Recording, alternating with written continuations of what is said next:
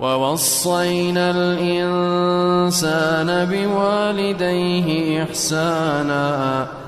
حملته أمه كرها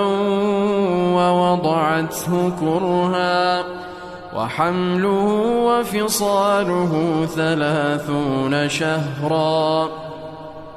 حتى